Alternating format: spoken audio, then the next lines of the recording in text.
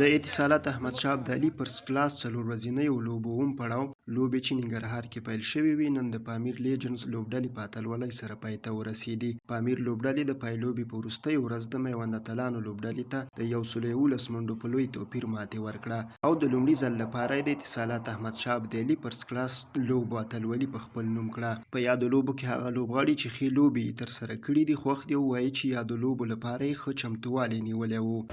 واقعا فرست کلاس یو غټ لیول دی د هر چا د ارمان وي چې زه فرست کلاس وکړم. زما لپاره پکې ښه خبره دا وه چې زه سینیر پلیران سره ولوبېدم او الله تعالی ډېر غټ رحم وکړو چې ما 309 رنز وکړل او په افغانستان کې مې ریکارډ جوړ.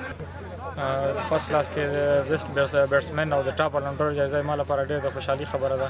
الله پاک نه پوره راضي یم. ډېره زیاته فایدهمنې دي نه تنها په دې ټورنمنټ کې په عموما ټول کې زما د کرکټ په کیریر کې هغوی د افغانستان کرکټ تقریبا د اولو شروع نه بنسټګر زموږ فیملي که نه هغوی کرکټ سره د سختې ورځې تکلیفونه دا ټول حالت په دوی باندې تېر شوي د هغوی خپلې تجربې ما سره شریکوي. له بل لوري د افغانستان کرکټ ملي لوبډلې لوبغاړی فرید احمد ملک د ځوانانو ځلیدا د افغانستان کرکټ لپاره یو ښه زیری بولي او له کرکټ بورډ څخه غوښتنه کوي چې داخلي لوبې د زیاتې کړي ترڅو په کور دننه پټ استعدادونه راښکاره شي. که تاسو وګورئ هر یو ټیم خواري کوي دې دپاره چې فاینل وګټي او هر یو لوبغاړی خواري کوي چې داخلي کرکټ کې پرفارمنس وکړي او بره راشي. نو فاینل ماشاءالله ډیر خوند وکړو. 5مې ورځ ته لاړه هلکان چې څومره میچونه ډیر یې هلکان ورو ورو ښه کېږي نو ډیر خوند هم ترې واخیسته او ډیر ټپ فاینل لکه ونډې غوندې.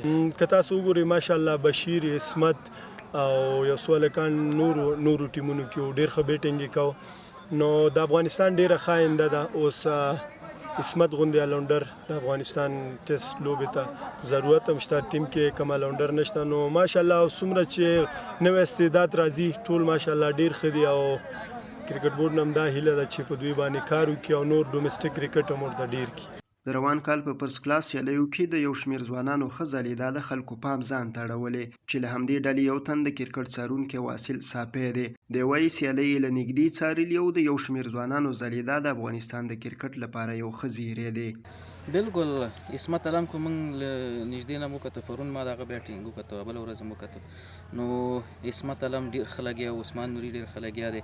همدارنګې نور ځوان لوبغاړي چې دغه کم په دې سینیر لوبغاړو سره او دغلته اوس په دې فرست کلاس کې فاینل لوبه کې فرید ملک او رحمت شاه جي دغه ټولو سره دغه ځوان لوبغاړي لوبېدل چې دغه د دوی لپاره یو مثبت خبر دی. د اتصالات احمد شاه ابدالي فرست کلاس څلور ورځنۍ لوبې د روان کال سپټمبر میاشتې پر 14مه نیټه د ننګرهار په غازي امان الله خان او نجیب الله ترکي کرکټ لوبغالي کې د پامیر لیجنډز، میوند اتلان، ماهیپر ستورو او هندوکش سټرایکرز لوبډلو ترمنځ پیل شوي وي.